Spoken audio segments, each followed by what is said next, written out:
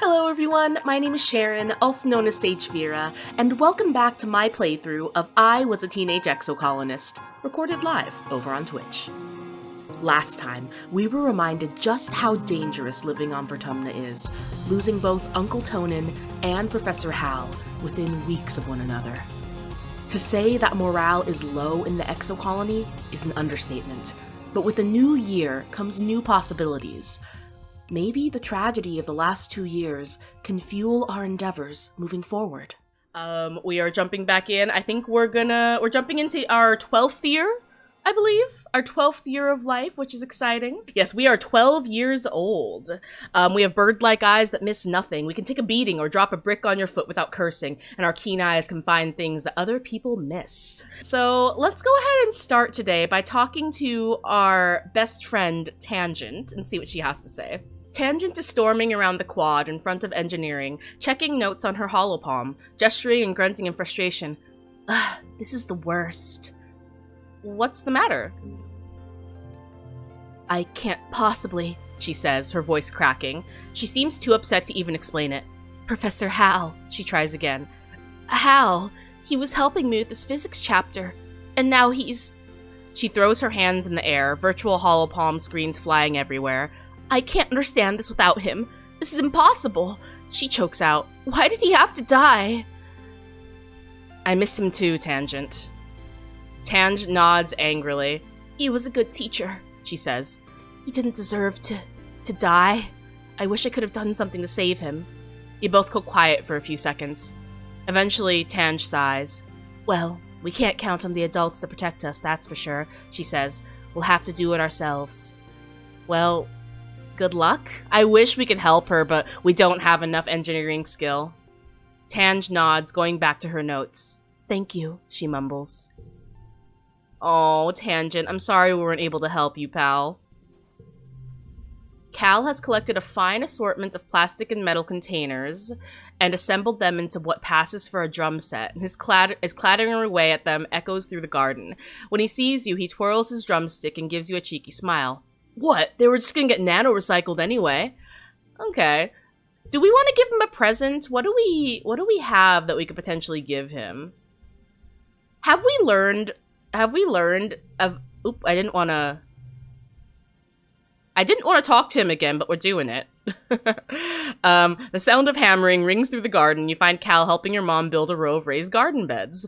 Turns out some of the earth plants don't grow so great here, so we're gonna see if this helps, he says, taking a break to rub his face. Your mom stifles a laugh at the smear of dirt it leaves across his cheeks. Your mom says we gotta worry about the nitrogen levels soon, he continues, but that hopefully will be eating just plants that grow here before then.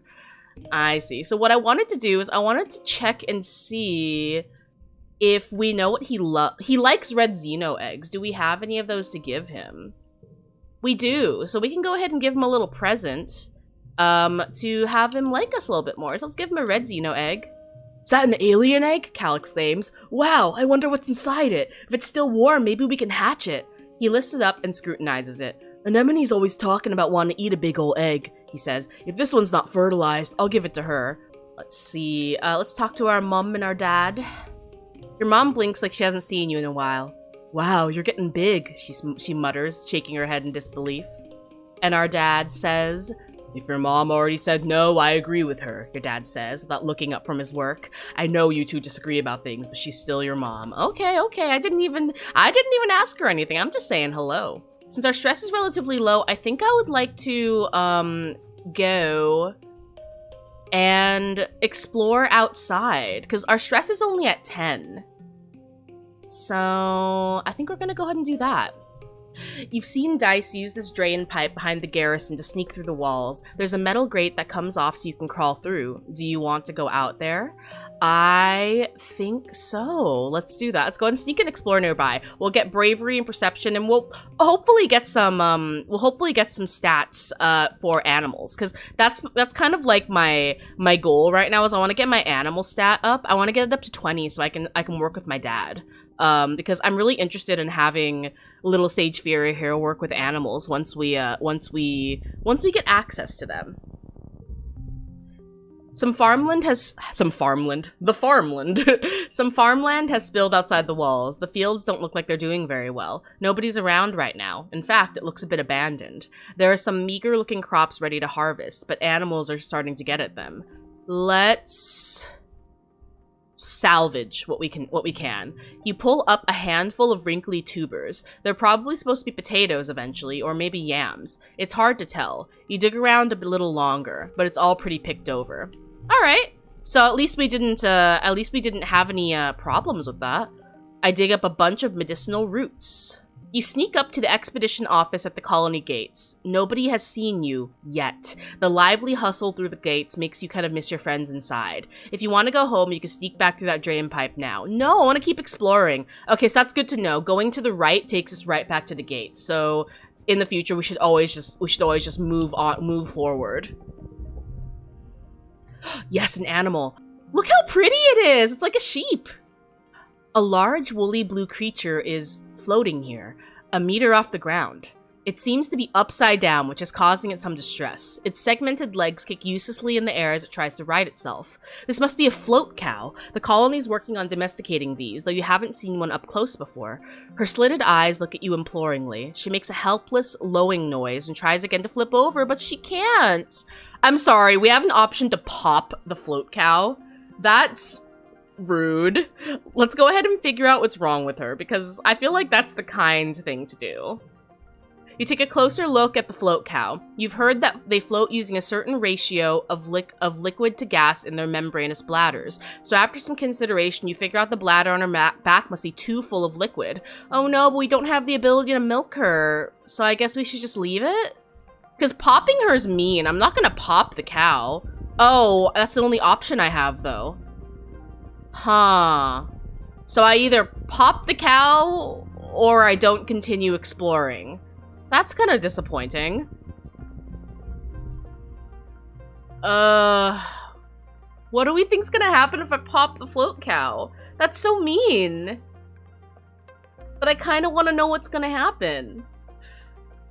Okay, chat, cover your eyes. I don't know what's gonna happen here. There's nothing for it. You have to pop her dorsal bladder and let the liquid drain out, or she'll never be able to flip over. She struggles and screams as you open your utility knife and jab it into her bladder. Immediately, you're drenched by a hot explosion of what you hope is milk. We're gaining animal skill, though. Gross, gross, gross! The float cow spirals away as the sudden jettison of liquid propels her away from you. You hope she'll be okay, and you are decidedly not okay with how you smell right now. I mean, we still got animal skill, which is good, I suppose. But like I said, my goal right now is to get my animal skill up to 20. So I'm at 15, and we have an animal in front of us, so I'm hoping that we can get some animal skill right here. You spot a group of hop-eyes playing in a clearing. They let you get pretty close to watch them chatter to each other and rub noses. They're all friends, just like people, but they hop away if you get too close. Let's walk through their territory. Let's do an animal challenge and hope for the best. Alright, so we need 27. Oh, easy peasy, we got this. So this, plus that, plus that. And we've got a solid 12. Alright, let's go ahead and do this, and this, and that, and that. Now we've got 10 from that. Now we just need to get 5 in order to pass our skill here. So we're gonna go ahead and do that, and as you can see, we have 3 stars, so we got some bonus stats from getting the best hand possible. So we got 4 animal, which is great. So I think we just need 1 more. Let's see. Oh, I'm sorry, we need 3 more animal stats to get up to 20, which is what we are hoping for. The hop-eyes are wary at first, but you crouch down and copy their cute little squeaking noises. You bounce toward them, and amazingly, they don't hop away. You play with the hop-eyes for a few minutes before moving on. Cute little guys. That's awesome. So now we're at 19. Excellent. So by passing that challenge, we managed to get up to 19 in our animal stat, which is absolutely wonderful. Where do we want to go now? Ooh, so many choices, so many choices. I'm gonna say let's go this way. As you come to a bend in the path, movement catches the corner of your eye. There's something up on top of a nearby mushroom-capped tree. You can't quite tell what it is, but is that a person? Someone is peering over the edge of the mushroom cap above you. You can't quite see their eyes, but you get an impression of long dark hair and an enormous mocking grin. I wouldn't go that way if I were you, they warn playfully. They have a deep musical accent you don't recognize. A stranger? That's impossible. You're the only people around here for thousands of light years. And what the heck is he doing out here? You feel a chill go up your spine. Do I ignore him or do I find another way? I'm gonna find another way because, well, see, it's tempting because I kind of want to go against it because I feel like it'll be interesting. You know what? I'm gonna go against my best judgment and I'm gonna go against my best instincts. Oh, okay, so what does it say? He's gone now. You remember the warning there. Are you sure you should go this way? Oh man, this is really no, you know what? I'm gonna stick with my instinct. Let's not go that way. Let's not go that way. You're minding your own business when you stumble into... There's something here, something invisible that makes the hairs in your arms stand on end, like an electric aura. As you walk forward, it begins to feel like something nipping at your ankles, but when you look down, there's nothing there. You back away, the sensation stops. You move forward, and it's worse. The feeling is like tiny electric bites and is growing more intense. Some kind of microscopic gnat? An electric field of some sort? It hurts, but maybe you can find a way to avoid it and get through this area. Alright, let's see what is biting at our ankles, chat. Let's just start with this. Excellent. And then we can do... And we've already beaten our challenge, so now it's just a matter of getting extra points. That gives us 17, so ideally we want to do that to get 21 points. Still not the best we could have done, but hey, we got +3 perception, which is absolutely wonderful. So we're at 41 perception. Our perception is quite high. I love it. Our perception is quite high, and our toughness is pretty high as well. Our toughness is 36. It's funny because I originally wanted to focus on our mental skills and our social skills, but it seems like our physical skills have somehow become our priority, even if it was by accident. By trial and error and a little intuition, you find a route through whatever it is. The shock seems strongest near some low-lying fractal palms. You can hear a humming from the palms and decide it must be some kind of natural electric field, maybe to ward off animals, like you. Okay, so there are plants in this area that cause electric shock, basically, as a defense mechanism, which is interesting. We made it to Dice again, so we can have a little conversation with our buddy. We're getting to know Dice quite a bit because we're exploring so much out here, so let's go ahead and have a conversation and see what he has to say. The second sun is beginning to set, and you're planning your route back to the gates when you spot Dice in the distance. He waves you over. Hi, Sagefira, he says gloomily. He sighs. I wish we didn't have to go home. I wish we could stay out here forever. Yeah, me too. It's pretty awesome out here. What if, he begins, what if we didn't go home? Today, I mean. What if we stayed out and camped overnight? He gestures to the pack on his back. I brought a tent, just in case, and a perimeter sensor, and I found a spot right near the depot that looks safe. Ooh, we would get in trouble. That would be way too dangerous, Dice. I don't know. Yeah, maybe you're right, he replies, looking disappointed. I'll see you back at the colony. I have to do something first. You try to head back towards the depot. You wonder if Dice is going to try to camp out alone, and if he'll be okay without you. Oh no, should we have gone with him? Did we screw up? Chat. Oh, maybe I should have gone with him. But then, like, is Dice gonna die because we made that decision? Oh my gosh, please. You've been having weird dreams, as usual. They seem to get worse around Glow. You wake from a dream that has tears drying on your face, though you can't remember why, just that you were terrified. Whatever it was, it felt real enough that for a moment you just lie in bed with your eyes closed and try to calm your breathing. You blearily rub your eyes and... Surprise! Oh yeah, it's your birthday! Your dad leaps onto your bed and gives you a big cuddle. Happy birthday, little tomato head. 12 years old. Wow, can you believe it? No, your mom answers for you, laughing as she hands you your presents. It was just yesterday Antecedent was showing me how to change your diaper. Because it's your birthday, your parents have brought in food from the canteen so you can all eat together on your bed. As you stuff your face with savory tofu chunks, you open your presents. Which one is your favorite? A bouquet of exotic flowers from your mom, a stuffed xenofauna from your dad, or a photophoner from your best friend. Ooh. I kind of like the toy xenofauna. Isn't it cute? Look at it. Look at its little face. It looks goofy, and I love it. I just really like that. So we're gonna go with the toy xenofauna. I think it's adorable. I taught the nanoprinter the pattern based off of pictures from expeditions, your dad says, watching you play with it. They call it a spectroraptor, he continues. See, it looks like it's wearing glasses on top of its 5 eyes. They said that's because its lenses are outside of its eyeballs. Isn't that wild? Nothing like that on Earth. As your dad clears away the wrapping paper and the dishes from breakfast, your mom folds her hands on the table and gives you a serious look. Uh-oh. So, she says, we've been here 2 years now. I know your dad and I have always said you're in charge of your schedule, but we've been keeping an eye on you. Are we gonna get in trouble? A loving eye, your dad interjects, stuffing wrapping paper into the recycler pickup bin. A trusting, gentle eye.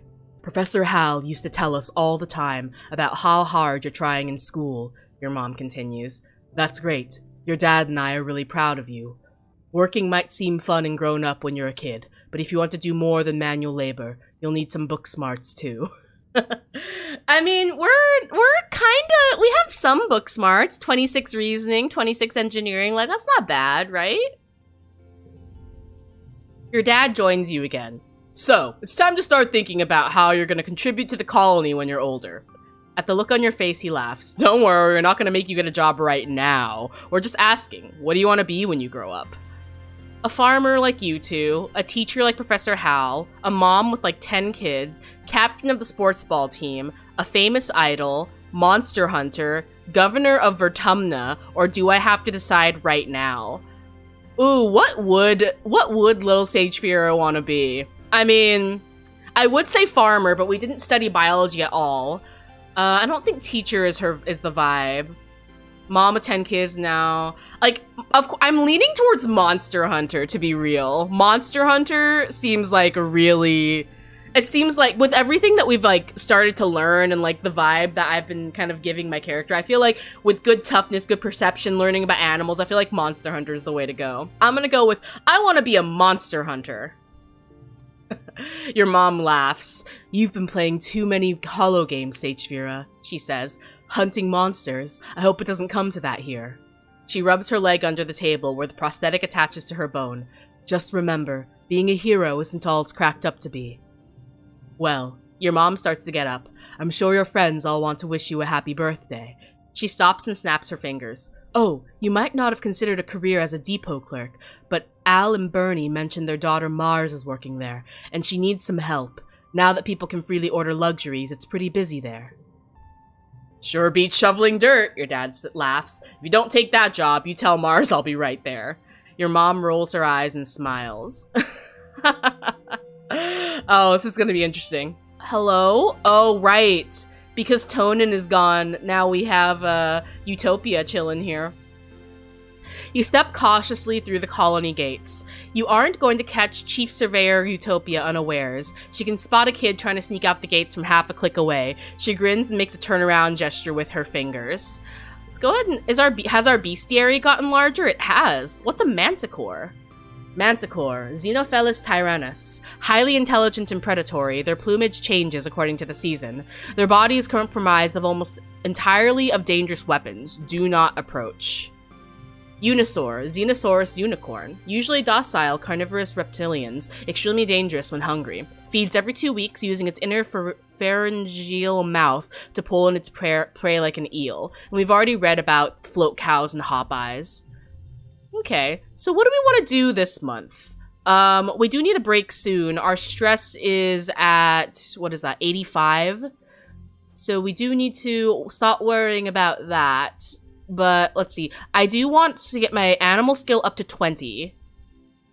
And I do want to also keep focusing on my logic and everything. So because my stress is relatively high right now, I'm not gonna go outside because having low stress when out there is the best way to go about it, because each event when we go explore is 15 stress. So I think I'll stay in for a month or two, get my logic skills up a little bit more, and then after we rest, I'll go back out into the wilderness. I don't do playing, Tange says, watching Anemone and some of the smaller children tear through the colony, chasing after a sports ball. Why would I put effort into chasing around a dumb ball, getting sweaty and tired? For fun. She shudders. I would rather spend my time doing something important. Valid. Here, would you like some medicinal roots? This is interesting, is all Tange says, taking the roots and turning them over in her hands. Her lip curls in distaste at the dirt that still clings to them. No, really, she protests, but she sees the look on your face. I'm going to analyze these roots to see if they have any useful properties. They might be medicinal. She turns to walk away, then remembers herself. Thank you, she adds, almost as an afterthought. We gave her something that she likes! Oh, I'm so happy! Let's go. Alright. That makes me happy. I just want her to love me. That's all I want. I do want to just check and see if there's any, like, new activities available to me. Because sometimes things become available. View the notice board. Oh, we have some food shortfall. We used to be at negative 100%, now it's negative 90%.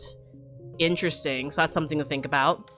Let's take a look. Like, what can we do here? You don't see Anemone. She sees you first! Tag! She exclaims, pouncing at you from behind. You're it! Okay. And then what can we do at the garrison? Play sports ball. We gain bravery and toughness. We can defense train. Oh, and get combat and animals. That's what we want to do, actually. So we might actually do that, because I want to gain the animal skill. So I might do this for a month, and I might start working on the bravery and toughness or something. But because all I need is one animal skill, right? That is all I need. Alright, so let's go ahead. We're going to do defense training, at least to get that one animal skill. And also because we've never done any defense training, it'll help us with our combat skill. You attend your first session of Security Chief Rhett's self-defense class. It's a small class, mostly security officers and other adults. You and Anemone are the only kids. She gives you a wink and a cheesy thumbs up as you listen to Rhett rant about how everyone in the colony needs to learn self-defense. You could be walking along, thinking you're safe within the walls, and a flying animal could swoop out of the sky. Then what would you do? Rhett chops the air with his hand. I'll tell you what you're gonna do. You're gonna chop that beast right in the throat. Hi-ya! That's so goofy. He points at the assembled class, but only if you learn what I'm about to teach you, and the only way to learn is by doing. Who wants to volunteer for a demonstration? Me! I'll do it. The security chief doesn't scare you, or so you pretend. Rhett is like the biggest adult you know, and he's so intense. You step forward and Rhett nods as he crouches down. Okay, he says. I'm a manticore, stalking you through the forest. What do you do? I run away because they're extremely dangerous. There's a smattering of laughter among the other students, but you have to live your truth. If you see a manticore, you are out. Rhett doesn't laugh. That's correct, he says proudly. Only engage with the enemy when there's no other alternative. No one walks away from a fight without getting hurt. So the first rule of self-defense is to not put yourself in situations where you need to fight. Once you've learned situational awareness, we'll move on to hand-to-hand self-defense, drawing on a variety of martial arts. Only when I'm confident that you're ready will we advance to weapons. There aren't that many weapons in the colony, mostly stun gloves and batons, with a few plas rifles. You hope you don't have to use them, but it'll be good to know how. Let's go! We did good. We learned something. Okay, so we've got this card is locked in and we can't move it. So let's do... Let's see, let's do this. And move this one here. And then swap these. Yeah, because that'll give us a full 20. because it doesn't seem like it'll make a difference otherwise. So we'll go ahead and do that. And crossing our fingers that we get some bonus stats. Let's go. So we got 4 combat and 2 animals, which is exactly what we needed. We got kudos. Oh, from getting the best score. I was like, why did we get paid to learn how to do combat? But like, I'll take it. I'll take it, you know? So, perfect. So now, in the next month, maybe not this month because our stress is at 100 now, so we have to rest. But next month, we'll be able to work with our father.